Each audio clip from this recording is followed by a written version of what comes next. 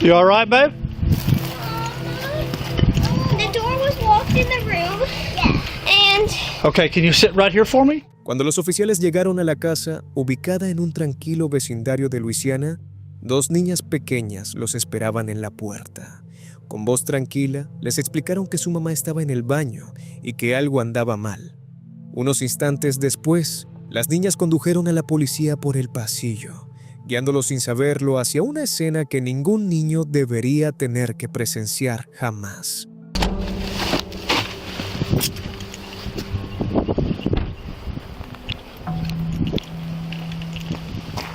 You all right, babe? the door was locked in the room. And Okay, can you sit right here for me? yes, Is anybody in there? no, my sisters are inside right there.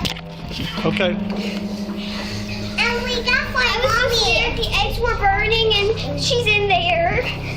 Okay, y'all come in here. Come right No, here. I don't want to go. Come here. Stay in here. Stay in here.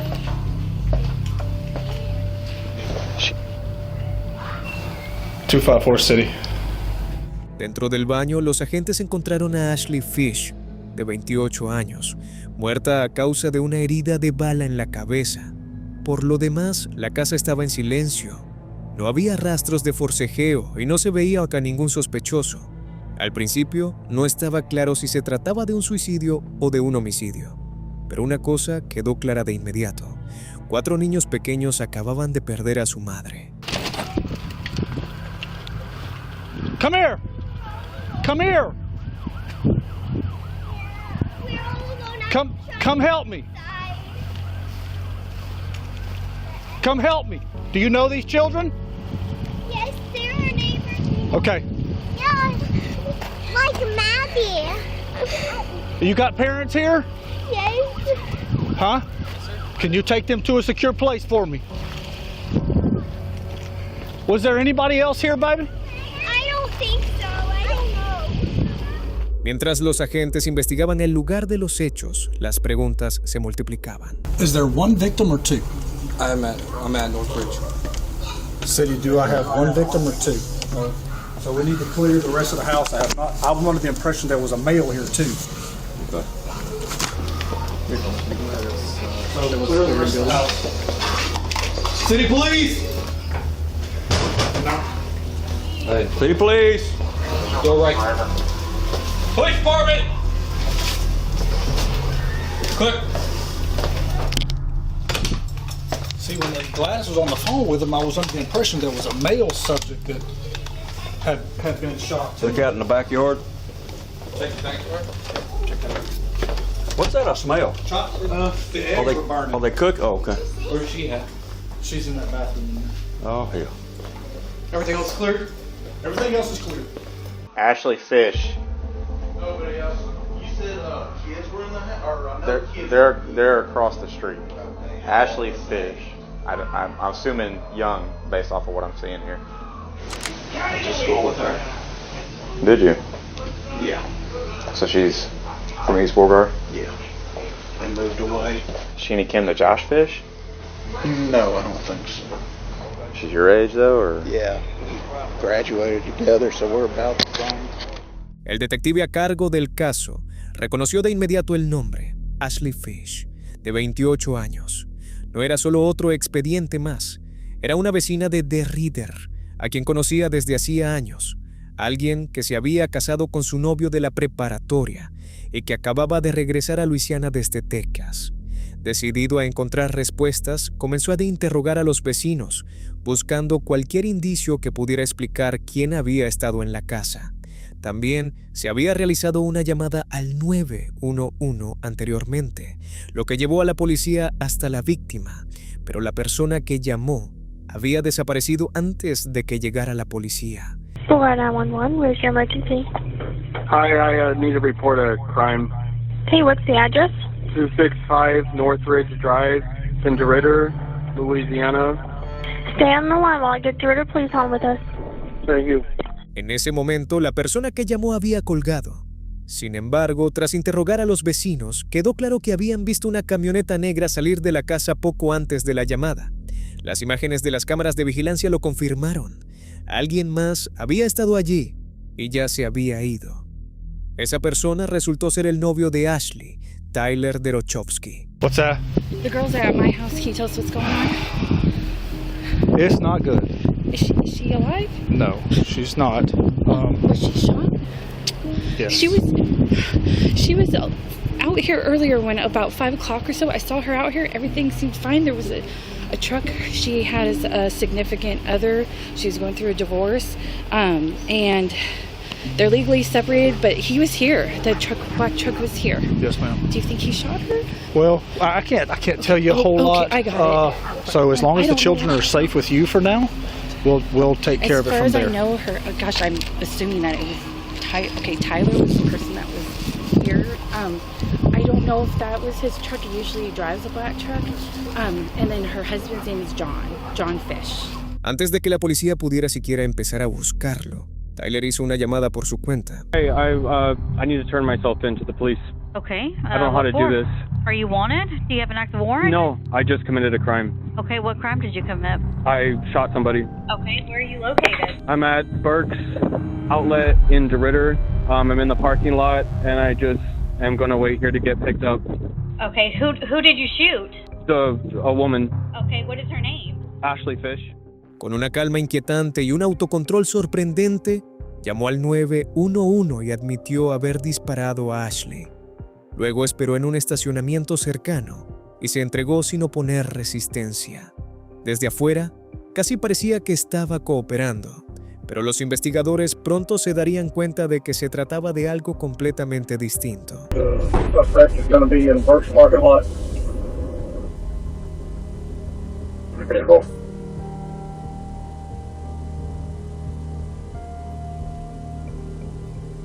Okay, so the easiest way to do this is sit down on your butt and just turn your legs in, okay? Simple. Understood. I'm good if y'all want to go assist me. Are you out with that subject at first? Can I disconnect? If you're still comfortable talking to me, can you tell me a little bit about what happened? Okay. This woman and I got in an altercation last night. Things were kind of falling out between the two of us, just relationally, and I was getting ready to move back to Oregon. So she pulled out, she had a gun in her drawer. She loaded it and was pointing it at me, and we started fighting, and it went off. Durante el interrogatorio, Tyler afirmó que el tiroteo había sido en defensa propia. Dijo que Ashley le había apuntado con un arma, que habían forcejeado y que el arma se había disparado accidentalmente. Al principio, las pruebas parecían poco concluyentes. El arma estaba registrada a nombre de Ashley. Tampoco había signos evidentes de una pelea violenta. The woman and I had an altercation with a loaded weapon, and she has a bullet in her head. Never initiated like violent contact on her like that. I'm not the one that pulled the gun. Like, I don't have the gun. I don't want the gun. I don't want to in disputes with a gun. No intention to shoot Ashley? No. I've never had. I don't want to take a mother away from her 4 kids. Like, that's not my thing. I close the door. I lock the bedroom door to the bedroom so the kids don't go in there. I had emptied out the gun. It was empty, and I left it there, and I went out. I didn't know what the fuck to do. I'm sorry. I wasn't perfect. The kids were there. There's a 9-year-old there that's really responsible and was watching the kids. The neighbors were outside across the street, or I had seen neighbors outside at one point across the street. I felt like I just needed to go and be like, this just happened. So I drove to the parking lot down the street and just called 911. Por un momento, su historia casi se mantuvo coherente, pero luego llegaron los resultados de la evidencia forense. El celular de Ashley todavía estaba en su mano cuando encontraron su cuerpo, lo que significaba que no podía haber estado sosteniendo un arma. Los cabellos encontrados dentro del cañón del arma demostraban que ésta había estado presionada directamente contra su cabeza cuando se disparó. No se trató de un accidente caótico, no fue una pelea, fue una ejecución. Cuando los detectives confrontaron a Tyler con estos hechos, su fachada de calma comenzó a resquebrajarse. Sus palabras pasaron del miedo a la culpa, de la explicación al resentimiento. Habló de Ashley no como una pareja, sino como un problema. Poco a poco, la verdad salió a la luz, no solo sobre cómo murió ella, sino también sobre el control, la manipulación y las amenazas que lo habían precedido. Al final, fueron las propias palabras de Tyler, junto con la evidencia forense, las que sellaron su destino. Fue declarado culpable de homicidio en segundo grado y de múltiples cargos de abandono de menores. Fue condenado a cadena perpetua sin posibilidad de libertad condicional, pero ningún veredicto podía deshacer lo que ya había sucedido. 4 niños quedaron sin su madre, atormentados por lo que habían visto. Una familia había sido destruida en lo que debería haber sido el lugar más seguro imaginable. Y una voz tranquila captada por una cámara corporal capturó el momento en que la inocencia dio paso a una pérdida irreversible. Esto no fue solo una escena del crimen, marcó el final de una vida y el comienzo de un trauma que nunca desaparecerá por completo. Ahora, el siguiente clip fue grabado por 2 agentes de policía que respondieron a una llamada anónima. La noche del 19 de diciembre de 2025, se recibió una llamada frenética al 911 desde una casa en la Avenida Chile, en Rochester, Nueva York. La persona que llamó informó que el exnovio de su novia estaba afuera de la casa tratando de entrar a la fuerza. Creía que el hombre podría estar armado. Lo que al principio parecía un altercado doméstico fue, en realidad, el comienzo de una cadena de sucesos que dejaría a varias personas luchando por sus vidas. Llegaron 2 oficiales y comenzaron a despejar el área alrededor de la casa, avanzando con cuidado por el patio lateral.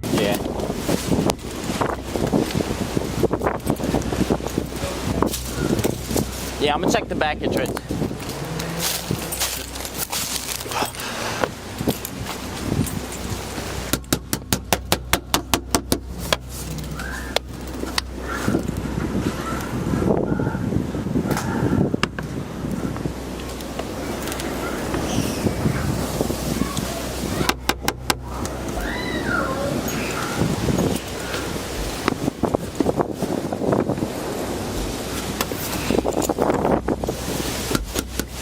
Hey, you got some...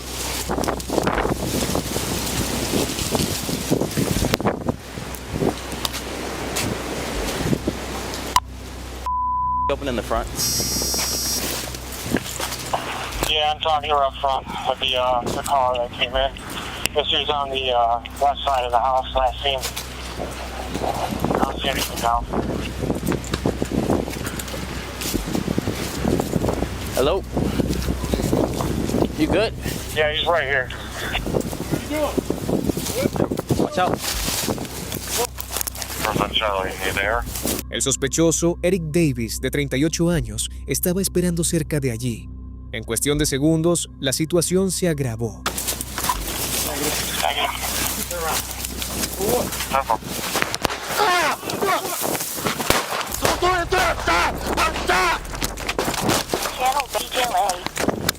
I'm shot! I'm shot! I'm shot! I'm shot! Davis sacó una pistola, abrió fuego a corta distancia y disparó varias veces, alcanzando a ambos oficiales. Luego desapareció en la oscuridad detrás de las casas. Yeah, he's right here. What you doing? What? What you doing? I'm Charlie, you there? Negative. Here, turn around. For what?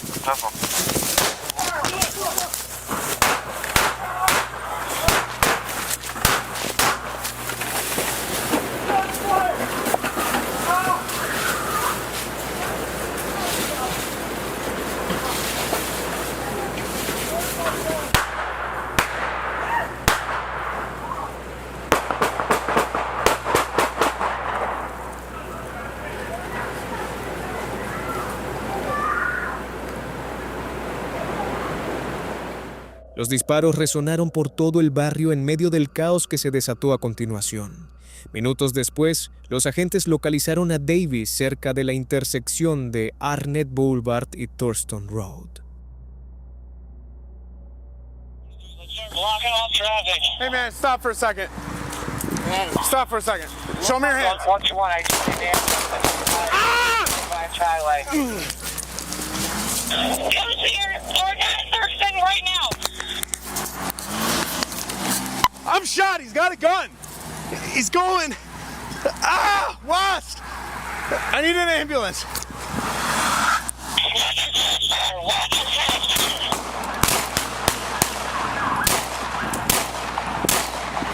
car!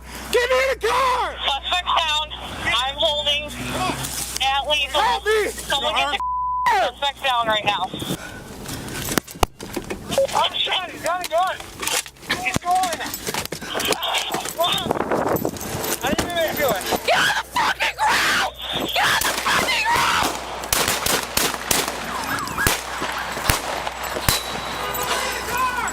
Suspect's down. I'm holding at lethal. Someone get suspects down right now. Please slow down. Slow down. Give us a direction to come in. So there isn't a crossfire. You okay? How many officers are injured? Suspect! You're all the way to the fucking car now! Hold on. Are you good? You good? I'm good. Not good. Patrol 33. Myself and in the car will take a Taylor up to hospital. I need one more time! Ready? Yep. Listen, man, let that be covered. You too puffed as fuck. You understand? Understand. Move!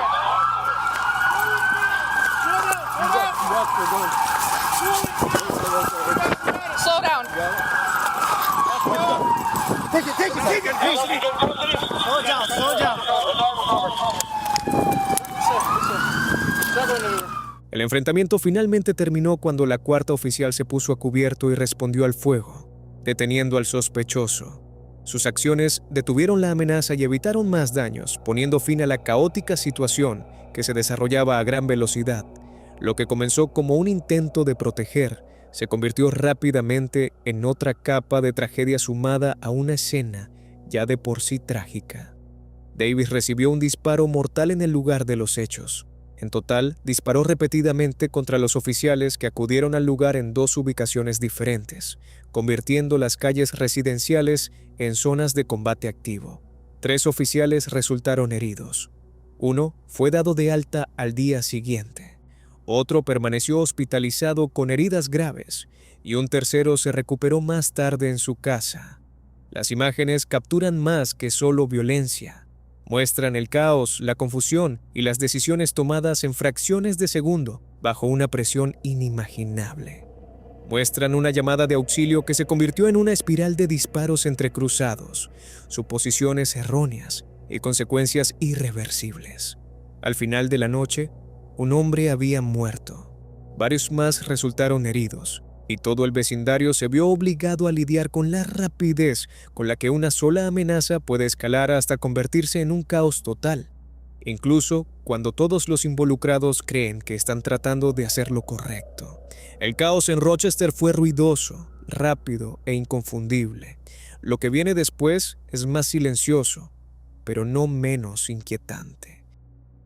Desde hace años circulan informes sobre actividades inexplicables en los alrededores de una academia de entrenamiento militar en Indonesia. Las historias que se contaban en voz baja entre los cadetes solían descartarse como resultado del estrés, el agotamiento o la imaginación. Pero hay un incidente que se destaca, no por la frecuencia con la que ocurrió, sino por la violencia con la que se desarrolló. Según los relatos compartidos en línea, un cadete caminaba solo por uno de los pasillos de la academia a altas horas de la noche cuando algo apareció sin previo aviso. Una sombra oscura con forma humana emergió del pasillo y de repente lo estrelló contra la pared. La figura no habló, no hizo ningún ruido. Simplemente lo empujó hacia atrás y luego comenzó a arrastrarlo hacia la oscuridad al final del pasillo. El cadete se defendió presa del pánico, luchando a ciegas contra algo que no podía ver ni comprender del todo. Tras varios momentos aterradores, logró liberarse y echó a correr, sin detenerse hasta llegar a un lugar donde había otras personas. Lo que fuera que lo perseguía no salió a la luz.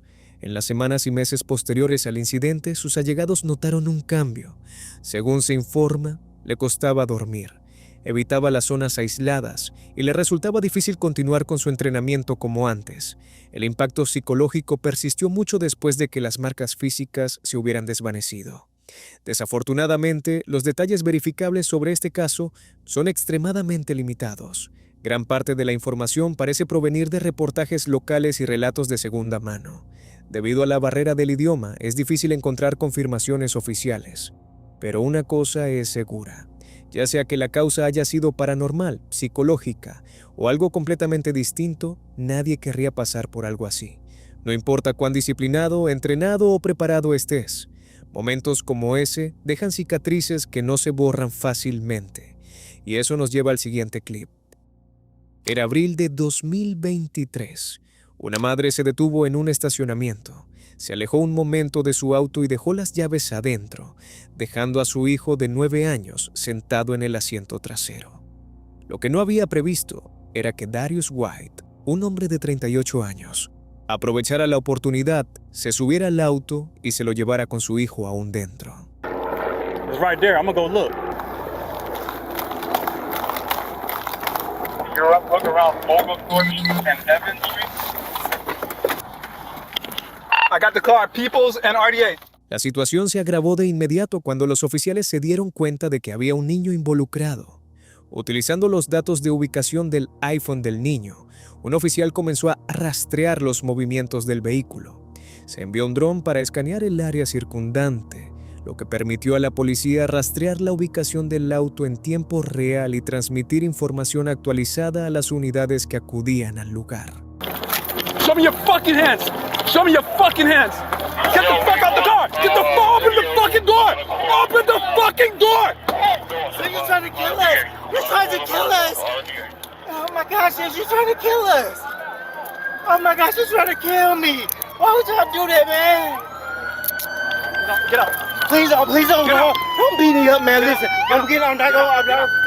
Y'all trying to kill me. Don't fight me, man. Get on the ground. Don't fight me. Stop, don't fight me. He don't stop trying to fight me. He don't stop trying to fight me. He don't please stop. He don't please. Put your hands down. He don't please. Ya no se trataba de un simple robo de vehículo. Dado que se había secuestrado a un niño contra su voluntad, los oficiales sabían que se enfrentaban a un secuestro, una situación en la que cada minuto cuenta. No había lugar para vacilaciones ni demoras. La prioridad era clara. Tenían que localizar el vehículo y detenerlo antes de que la situación empeorara. He hit us. That's messed up. Cuando los oficiales se acercaron para detenerlo, el sospechoso comenzó a divagar de manera incoherente, dando excusas y quejándose. Sin embargo, nada de eso cambiaba la realidad de lo que había sucedido. Para alguien que se había dado a la fuga con un niño en el asiento trasero, sus palabras tenían poco peso.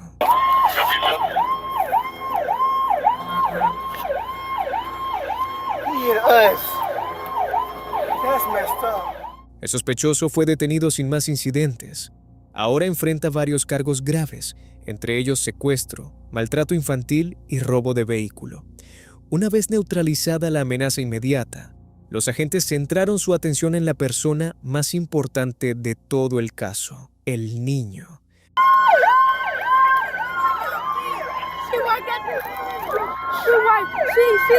Come here. I can show you where she's at. I can show you. You did a good job. You did a good job, man. No. You did a good job, man. You did a good job. You okay? Yes. You okay? Yes. Yeah, we're gonna take you to your mom. You Okay. all right? You okay? You okay? My man? mom called you. Yeah, she did. Okay. She did. You okay? Excuse me. Excuse me. I want to go now. El niño estaba visiblemente conmocionado y llamaba a su mamá tras la terrible experiencia. A pesar de su miedo y su confusión, se mostró extraordinariamente educado e hizo todo lo posible por seguir las instrucciones. La actitud tranquila y amable del oficial ayudó a calmarlo y le brindó tranquilidad en un momento en el que la situación fácilmente podría haberse vuelto abrumadora. Contra todo pronóstico, el niño se reunió con su mamá sano y salvo. Este fue un desenlace poco común en una situación que con tanta frecuencia termina en tragedia. Lo que podría haber sido una historia devastadora terminó, en cambio, con alivio y compasión, recordándonos que, incluso en medio del caos, los pequeños momentos de humanidad siguen siendo importantes. Un hombre que vive en Astoria, Oregón, afirmó que había estado experimentando una actividad poltergeist constante dentro de su casa. Según él, no se trataba solo de un incidente extraño, era un patrón. Los objetos se desplazaban ligeramente, las puertas se comportaban de manera extraña y había una sensación constante de que algo invisible estaba presente. Con el tiempo, se sintió tan inquieto que instaló una cámara de CCTV en su recámara, con la esperanza de que, si volvía a pasar algo, por fin tuviera pruebas. Durante un tiempo no se captó nada inusual, hasta que una noche,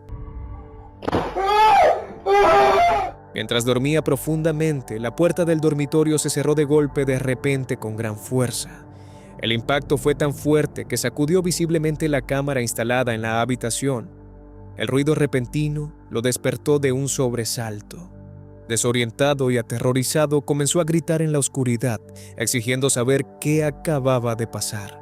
Sin embargo, al revisar las imágenes, no se vio ninguna figura ni sombra cruzando el umbral. Nada que explicara claramente cómo la puerta se había cerrado con tanta fuerza por sí sola. Aún en busca de respuestas, pero ahora conmocionado, siguió gritando a lo que creía que pudiera estar allí, con su voz resonando en la habitación vacía. Unos instantes después, el pánico pareció apoderarse por completo de la situación. Incapaz de ver o identificar el origen del pánico, decidió salir de la habitación. El video termina con él saliendo asustado. La puerta seguía cerrada y la habitación volvió a quedar completamente en silencio, como si nada hubiera pasado. Después de que el video circulara en línea, las opiniones de los espectadores se dividieron. Algunos argumentaron que las diferencias de presión en las casas antiguas, las corrientes de aire o los pestillos defectuosos podrían fácilmente hacer que una puerta se cerrara de golpe. Otros señalaron la fuerza aparente detrás del suceso y cuestionaron si una simple explicación mecánica sería suficiente.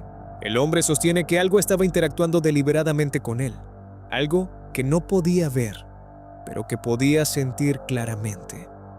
Fue un problema estructural dentro de la casa, una explicación llamativa pero natural, o algo que realmente no quiere ser captado por la cámara. Tengo mucha curiosidad por saber qué piensas al respecto. Cuéntamelo en los comentarios a continuación. Mientras lo haces, pasemos a este video grabado en Galena, Illinois. Si te gustan este tipo de videos, no olvides apoyarnos con un like. No te vayas, porque lo que viene a continuación es incluso más extraño que lo ya visto. Una cámara de vigilancia callejera captó algo que rápidamente desató el miedo y las especulaciones en toda la comunidad. Era tarde en la noche y las calles estaban casi desiertas, iluminadas únicamente por la tenue luz de unas pocas farolas. Al principio, nada en la escena parecía inusual. Solo otra noche tranquila en un pequeño pueblo conocido por su encanto histórico. Pero entonces apareció una pequeña figura, vestida completamente de blanco. La silueta se movía lentamente por la acera. Un largo cabello negro le ocultaba el rostro, lo que hacía imposible distinguir sus rasgos. Caminaba con calma y determinación, sin correr ni vacilar, como si tuviera un lugar a donde ir. La quietud de la noche solo servía para amplificar la inquietud del momento. A medida que la figura se acercaba a la puerta del cementerio, ocurrió algo aún más extraño. Sin detenerse, pareció atravesar directamente las rejas de hierro cerradas con llave, como si no estuvieran allí en absoluto. No hubo ningún intento visible de trepar, ninguna pausa para abrir un pestillo, ni ningún indicio de resistencia física. A esa hora ningún niño debería haber estado deambulando solo por las calles, y en circunstancias normales, ningún ser humano podría atravesar metal sólido. Los habitantes del lugar no tardaron en reaccionar. Galena ha sido desde hace mucho tiempo escenario de historias sobre edificios embrujados y espíritus inquietos vinculados a su pasado histórico. Para algunos, el video fue una confirmación inmediata, la prueba de que algo del cementerio había sido captado por la cámara. Otros se mostraron más escépticos, sugiriendo fallas en la cámara, distorsiones de la iluminación o un montaje ingenioso. El video deja la ambigüedad suficiente para mantener vivo el debate. ¿Fue una ilusión creada por las sombras y la sincronización de los fotogramas? ¿O es un truco de perspectiva? ¿Acaso esa cámara realmente capturó algo que no estaba sujeto a las mismas reglas físicas que el resto de nosotros? ¿Qué crees que estás viendo realmente aquí? Una cosa es segura: las leyendas y los espíritus inquietos dan lugar a comer imágenes escalofriantes, pero a veces el horror al que nos enfrentamos no es sobrenatural, es calculado. El 28 de agosto de 2003, Brian Wells, de 46 años, entró a un banco PNC en la calle Peach, en Erie, Pensilvania, con una bomba atada al cuello. Las cámaras de seguridad lo grabaron todo. Más temprano ese mismo día, durante la hora pico del almuerzo en Mamma Mia's Pizza, se recibió un pedido a domicilio. Como le costaba entender a la persona que llamaba, el dueño le pasó el teléfono a Brian Wells, un empleado callado y de voz suave. El pedido consistía en 2 pizzas grandes con salchicha y pepperoni para entregar en la calle Peach. Brian salió de la tienda. Nunca regresó. Aproximadamente 2 horas después, apareció en transmisiones de noticias en vivo en todo el país. Las imágenes de vigilancia lo mostraban dentro del banco, notablemente tranquilo a pesar del dispositivo metálico que llevaba alrededor del cuello. Los testigos lo describieron más tarde chupando despreocupadamente una paleta y balanceando su bastón escopeta de una manera que un observador comparó con la de Charlie Chaplin. Exigió $250,000, pero al final se fue con solo $8.72. 15 minutos después, la policía lo detuvo en el estacionamiento de una tienda Eyeglass World. Lo esposaron y lo hicieron sentarse en la acera. El dispositivo que llevaba alrededor del cuello hacía un tic-tac y emitía pitidos visibles. Se llamó a un equipo de desactivación de bombas. Brian pidió ayuda. Insistió en que era un rehén. Les dijo a los oficiales que 4 hombres le habían puesto a la fuerza el collar bomba cerca de una torre de transmisión, entregándole instrucciones detalladas para una búsqueda del tesoro. Si completaba las tareas, le quitarían la bomba. 3 minutos antes de que llegara el escuadrón de explosivos, el dispositivo detonó. Brian murió al instante. La policía encontró en su vehículo un conjunto de instrucciones escritas a mano para la búsqueda del tesoro. Más tarde, los investigadores volvieron sobre cada paso y llegaron a una conclusión importante. No era posible completar las tareas en el tiempo asignado. La bomba estaba programada para explotar después de 55 minutos. No había detonador a distancia ni posibilidad alguna de clemencia. La investigación finalmente condujo a Marjorie Diehl Armstrong, una mujer con un historial profundamente inquietante. En la década de 1980, había sido acusada de asesinar a su novio, Robert Thomas, pero fue absuelta tras alegar defensa propia, a pesar de haberle disparado 6 veces. Su esposo, Richard Armstrong, murió más tarde en circunstancias sospechosas.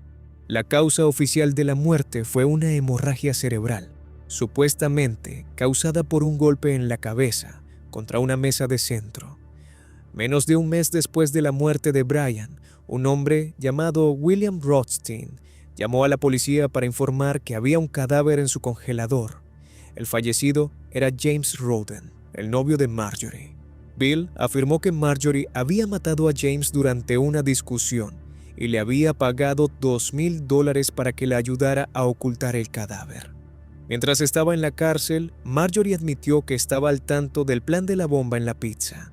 Afirmó haber proporcionado los temporizadores de cocina utilizados en el artefacto, pero acusó a Bill Rothstein de ser el cerebro de la operación. Sin embargo, Bill había fallecido de cáncer en 2004. Otro cómplice, Kenneth Barnes, testificó más tarde que el grupo había discutido planes elaborados para hacer dinero.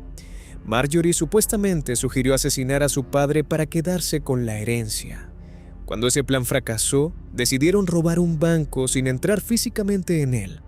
En 2010, Marjorie fue declarada culpable y condenada a cadena perpetua, más 30 años. Murió de cáncer de mama en 2017. Kenneth Barnes murió en 2019. En muchos sentidos, la verdad murió con ellos. Aún se debate si Brian Wells fue un participante voluntario o un peón involuntario, pero un hecho es cierto. El plan fue diseñado para que él no sobreviviera. La búsqueda del tesoro era imposible desde el principio.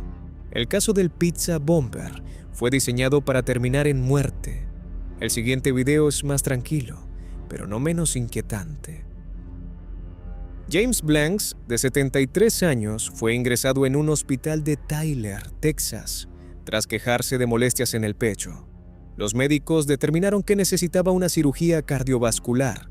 Aunque la intervención salió bien, sufrió un accidente cerebrovascular repentino e inexplicable durante la recuperación. No sobrevivió.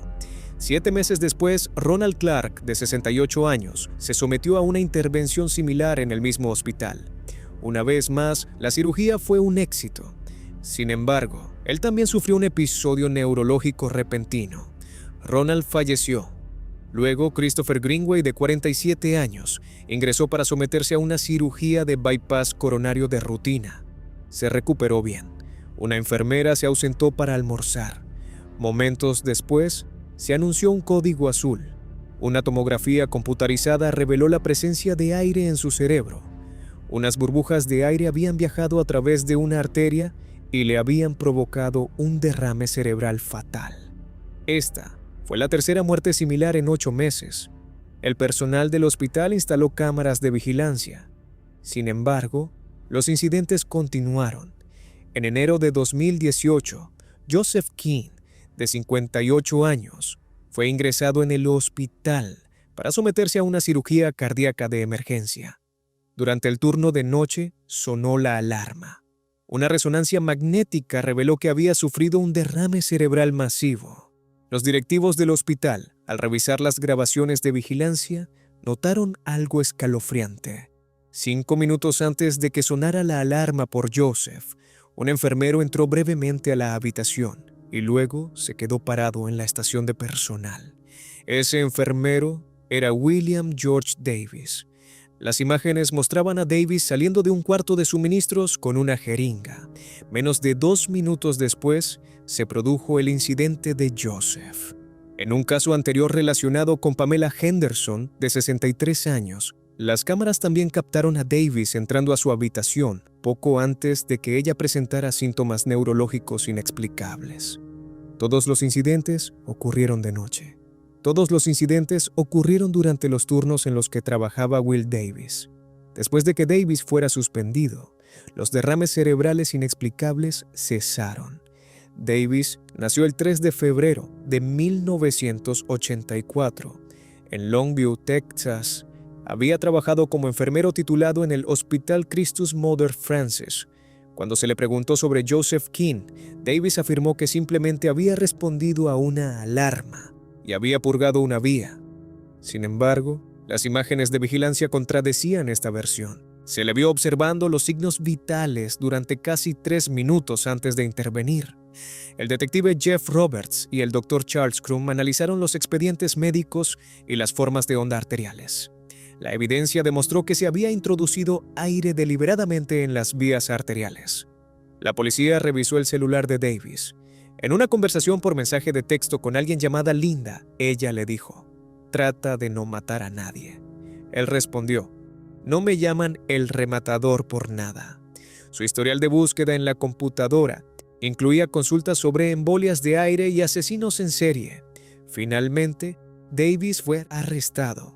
En septiembre de 2021, fue declarado culpable de asesinar a varios pacientes, entre ellos John Lafferty, Ronald Clark, Christopher Greenway y Joseph King.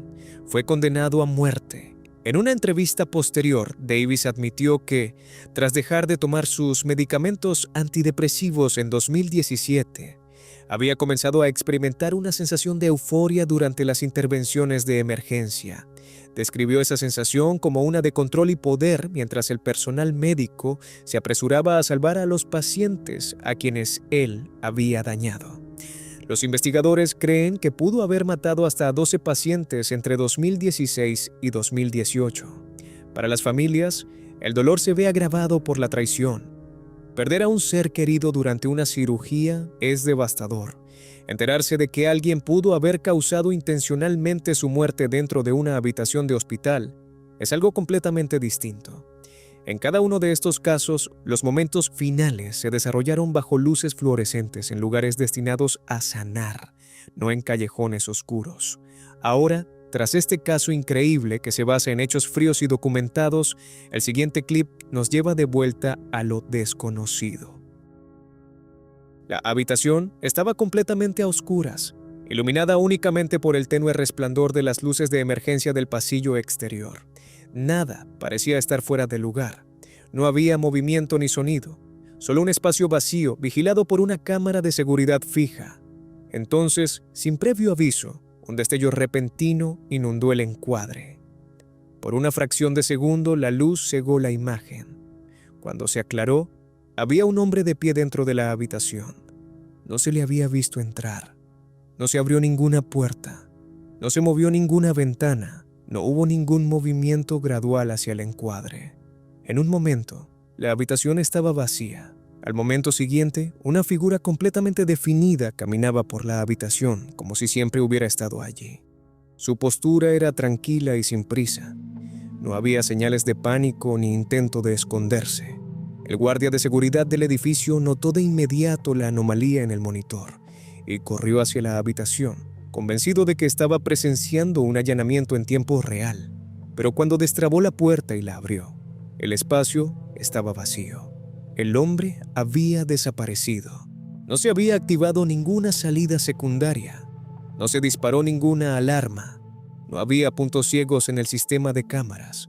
Los guardias registraron minuciosamente detrás de los muebles y dentro de las áreas de almacenamiento. Incluso revisaron los paneles del techo. No había ningún lugar donde una persona pudiera esconderse de manera realista. Y sin embargo, las imágenes muestran claramente que había alguien allí. Los espectadores que analizaron el clip más tarde se mostraron divididos.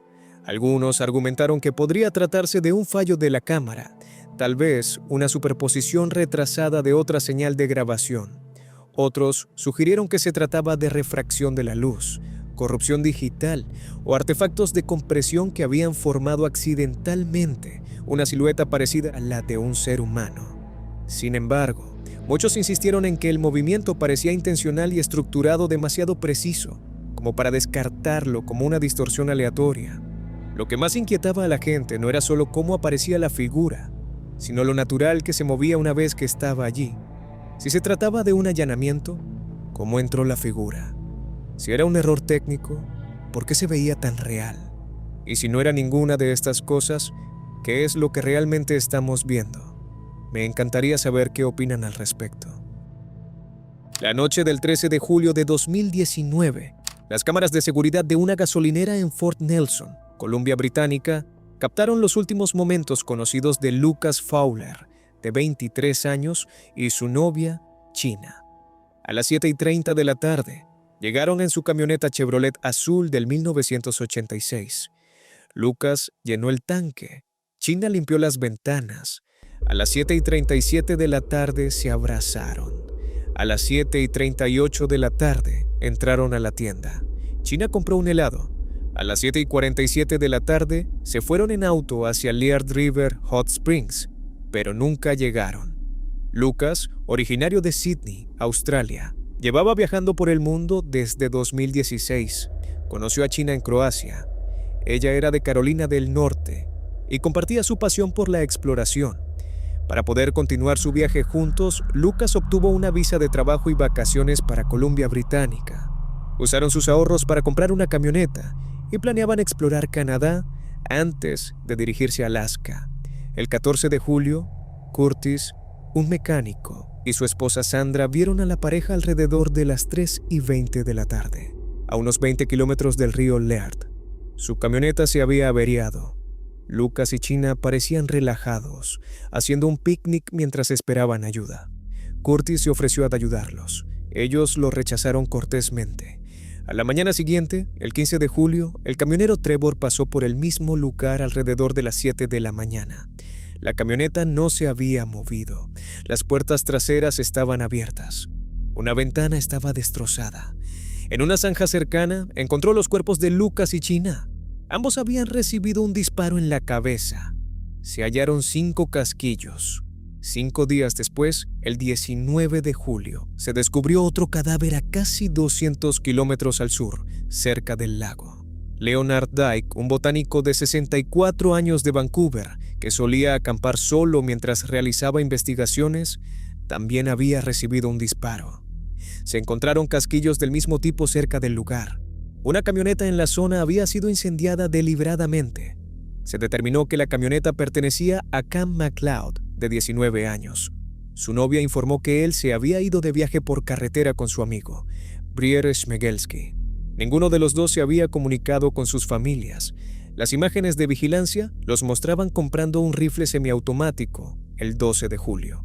El 19 de julio, se les vio conduciendo un Toyota RAV4 gris, del que se confirmó que pertenecía a Leonard Dyke. A esto le siguió una búsqueda a gran escala que abarcó más de 11,000 kilómetros cuadrados. A medida que se intensificaban los esfuerzos de búsqueda, un residente local describió el miedo que se extendía por la comunidad. Había helicópteros sobrevolando la zona y aparecieron puestos de control en las carreteras remotas. Terrifying. You know, sometimes I would travel with me and my children to go to doctor's appointments, dentist appointments, to Terrace. You know, that's 6-7 hours. And to do it alone, I'm not doing it alone ever again. A pesar de una búsqueda exhaustiva en la que participaron drones, perros, aeronaves militares y embarcaciones, la pareja logró evadir la captura inicialmente. El 29 de julio, la policía encontró municiones, una mochila y la cartera de Cam. Se localizó un saco de dormir a lo largo del río Nelson. También se recuperó la mochila de Leonard Dyke. El 7 de agosto, durante una búsqueda final en el río, un hombre de la localidad llamado Billy Birdie acompañó a los oficiales a lo largo del río Nelson. Notó que un cuervo volaba en círculos entre los arbustos a lo largo de la orilla. Explicó que eso era una señal de que podría haber algo allí. Dirigió la lancha hacia ese lugar. El cuerpo de Cam McLeod fue encontrado entre la maleza en una pendiente. Brier Schmegelski yacía 2 metros más abajo. Ambos habían muerto por heridas de bala autoinfligidas. Cerca de allí se encontraron 2 rifles y la cámara de video de Leonard Dyke. 6 videos hallados en la cámara mostraban a la pareja confesando con calma los 3 asesinatos. También expresaron su intención de llegar a la bahía de Hudson, secuestrar un barco y huir al extranjero. Dijeron que esperaban morir en el plazo de 1 semana. Parece que la naturaleza salvaje puso fin a su huida. Más tarde, Billy Birdie fue homenajeado por su papel en la localización de los cuerpos. Falleció el 8 de marzo de 2024, a los 54 años. Eso es todo por hoy, amigos. Si les gustaron estos clips espeluznantes, den clic para ver más en el video que aparece en pantalla.